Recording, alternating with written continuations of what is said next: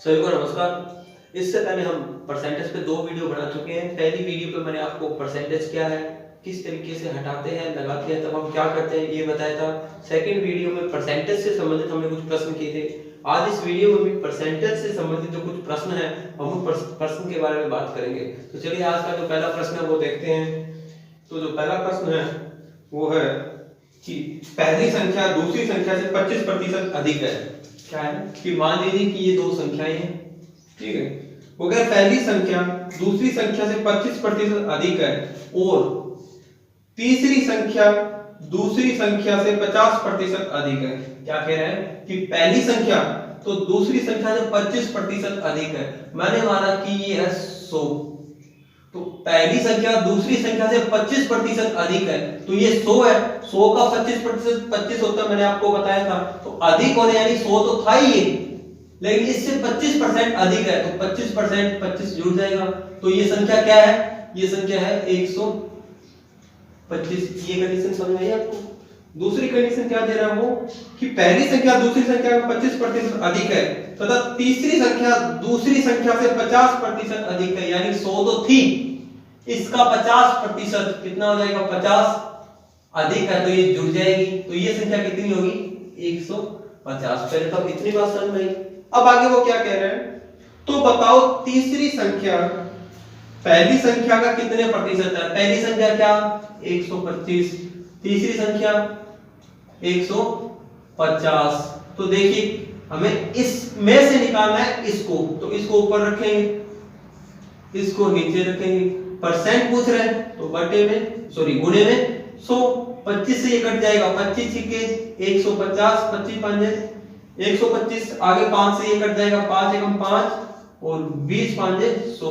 60 को 20 को 6 से गुना करेंगे तो 120%, यानी कि जो 150 है वो 125 का कितना है? 120% है। ये प्रश्न समझ में आया? अगर मान लीजिए अगर वो पूछ लेता कि तीसरी संख्या कितनी प्रतिशत है, ये आप कीजिए कि तीसरी संख्या दूसरी संख्या की कितनी प्रतिशत है। तो देखिए जिसकी बात कर रहे हैं वो ऊपर, जिससे बात कर रहे हैं वो नीचे प्रतिशत लगाना है। तो क्या करोगे? 100, ये 100 से 100 गया, आंसर क्या आ जाएगा? 150%। इतनी बात क्लियर? एक और प्रश्न देखिए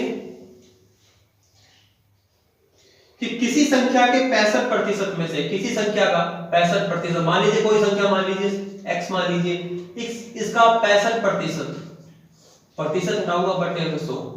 किसी संख्या का 65% में से 65 घटाने पर, यानी 65 माइनस करने पर 65 ही शेष बचता है, तो वो संख्या बताओ। यानी हमें इसकी वैल्यू ज्ञात करनी है।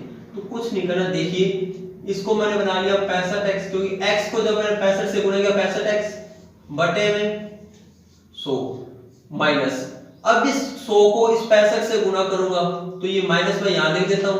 100 को 65 से गुणा करूंगा, ये हो जाएगा 6500, बराबर में क्या था? 65।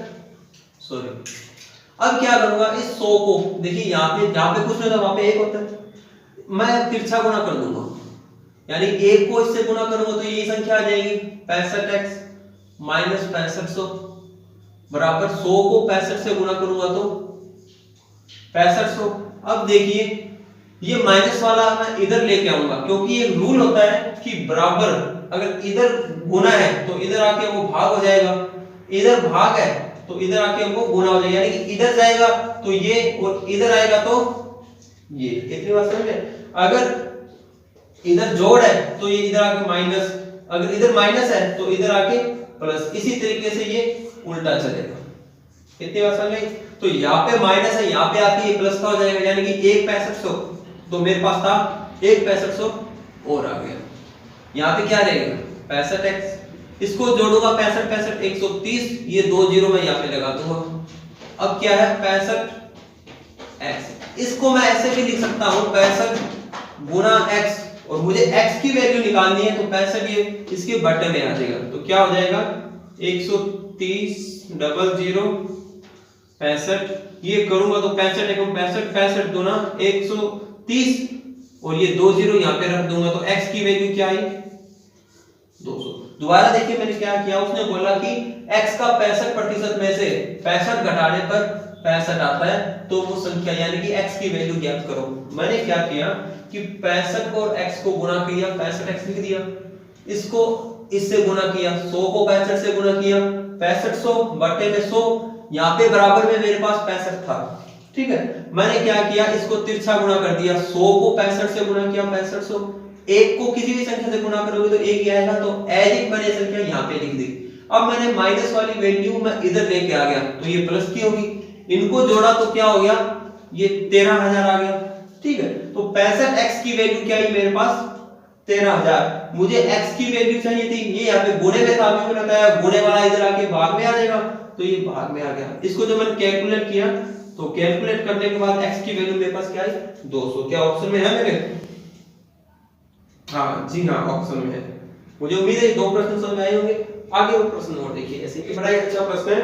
वो बोला a की आय b की आय से 25% कम हो। ये a है, ये b है। ये कह रहा है a की आय b की आय से 25% कम है। मैंने मान लिया b की आय 100 का 25% 25 होता है, जो इससे कम है तो 100 में से 25 जाएंगे तो कितना हो जाएगा 75। ये हमारी अब तक जो इसने बोला है वो हमने लिख दिया। तो अगर a की आय b की आय से 25% कम है तो b की आय a की आय से कितना प्रतिशत अधिक है? देखिए कितना प्रतिशत अधिक होगा, पहले देखिए कितना अधिक है, ये 75 है, ये 100 है, कितना अधिक है 25। किससे? 75 से। तो 25 ऊपर 75 नीचे, परसेंटेज पूछ रहा है तो गुना में 100, 25 एकम 25, 25 दिए 75, इसको इससे गुना करोगे तो ये आ जाएगा 100 बटे 3, कैलकुलेट करोगे तो ये आ जाएगा आपका 33 सही 1/3%, ठीक है।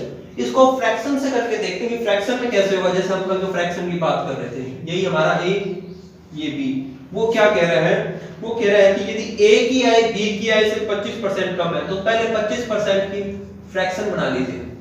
25% की फ्रैक्शन क्या होती है 1/4। कल मैंने बताया था कि 25% की फ्रैक्शन बनाने के लिए क्या करूंगा, बटे में 100% हटाना तो काट देता हूं, 25 एकम 25, 25 होके 100, तो फ्रैक्शन क्या बनी 4। यानी कि b की आय 4 है, कम होगी तो क्या करना है 4 में से मैं 1 घटा दूंगा तो इसकी आय कितनी हो जाएगी 3।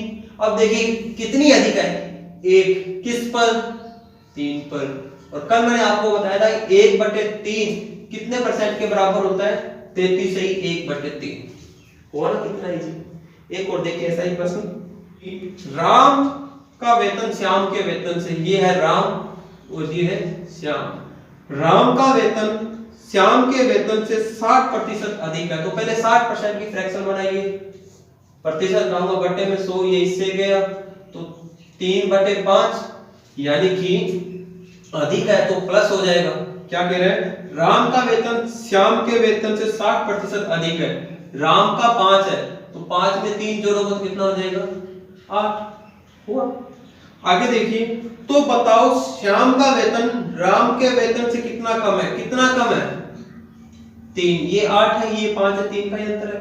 राम के वेतन से राम के साथ जुड़ा हुआ है तो आप बटे में 8 लिख लीजिए, परसेंटेज 100 से गुना कर दीजिए, काटोगे 4 दूना 8, 4 5 20, नीचे आ जाएगा 2, 25 दिए 75 बटे 2, तो ये आप करोगे तो 37 सही 1/2% आपका आंसर है।